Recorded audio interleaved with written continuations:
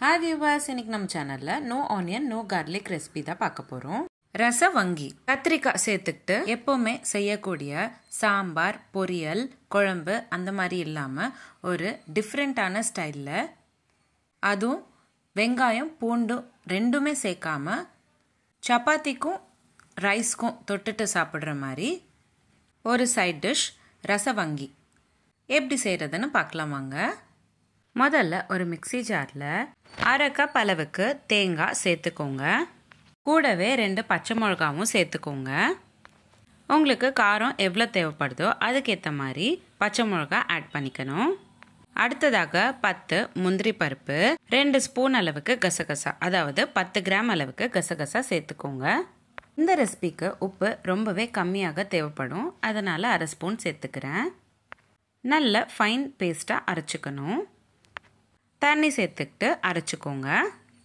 இப்போ அடுத்து ஒரு கடாயில் 30 ml போல் எண்ணெய் சேர்த்துக்கோங்க. அடுத்ததாக ஒரு ஸ்பூன் அளவுக்கு கடுகு, கொஞ்சமாக கருவேப்பிலை, இந்த ரெண்டுத்தையும் சேர்த்துக்கோங்க. நல்லா ஒரு வாட்டி வதக்கி விடுங்க. இப்போ அடுத்ததாக நம்ம கத்திரிக்காய் சேர்த்துக்க போகிறோம். இன்னைக்கு நான் 5 கத்திரிக்காய் நீல வாக்கில் கட் பண்ணிக்கிட்டு ஆட் பண்ணிக்கிறேன்.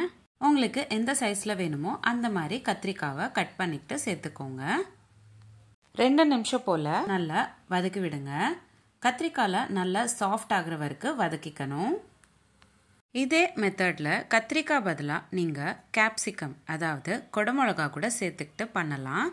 நான் இன்னைக்கு கத்திரிக்காய் சேர்த்துக்கிறேன்.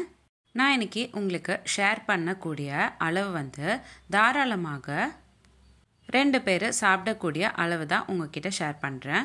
உங்களுக்கு எவ்வளோ தேவைப்படுதோ அதுக்கேற்ற மாதிரி அளவு கம்மியாகவோ அதிகமாகவோ சேர்த்துக்கோங்க. அடுத்ததாக நம்ம அரைச்சி வச்சிருக்கிற தேங்காய் பேஸ்ட் சேர்த்துக்கணும். தேவையான தண்ணி சேர்த்துக்கிட்டு கொதிக்க விடணும். 5 நிமிஷம் போல் நல்லா கொதிக்க விடுங்க. நல்ல ஒரு கொதி வந்ததுக்கப்புறம் பொடிசாக கட் பண்ணி வச்சிருக்கிற கொத்தமல்லி ஆட் பண்ணிக்கோங்க. நல்ல ஒரு வாட்டி கலந்து விட்டுட்டு மறுபடியும் ஒரு 2 நிமிஷம் போல் கொதிக்க விடுங்க.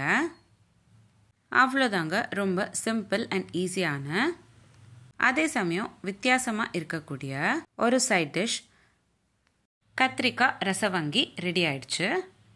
சப்பாத்திக்கு தொட்டுட்டு சாப்பிட்றதுக்கும் அதே சமயம் சாப்பாடில் கலந்து சாப்பிட்றதுக்கும் ரொம்பவே சுவையாக இருக்கும். சின்னவங்கலேருந்து பெரியவங்க வரைக்கும் ரொம்பவே விருப்பப்பட்டு சாப்பிடுவாங்க. கண்டிப்பாக ஒரு வாட்டி ட்ரை பண்ணி பாருங்கள்.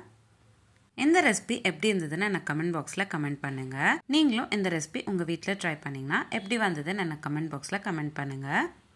உங்களுக்கு இந்த வீடியோ பிடிச்சிருந்தா லைக் பண்ணுங்கள், ஷேர் பண்ணுங்கள். இதே மாதிரி டெய்லி ஒரு ரெசிபி பார்க்குறதுக்கு என்னோட சேனல் சப்ஸ்கிரைப் பண்ணிக்கோங்க. இந்த மாதிரி நிறைய சீரீஸ் நம்மளோட சேனலில் போஸ்ட் பண்ணியிருக்கோம்.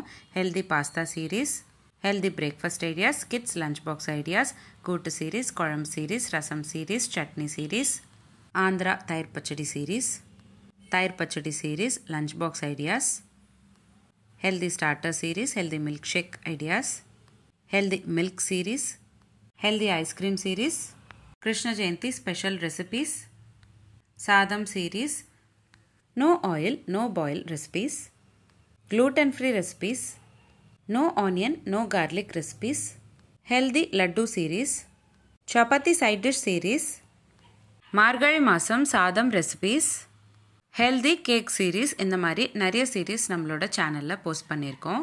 லிங்க்ஸ் எல்லாமே நான் உங்களுக்கு டிஸ்கிரிப்ஷன் பாக்ஸில் ஷேர் பண்ணுறேன். கண்டிப்பாக செக் பண்ணி பாருங்கள்.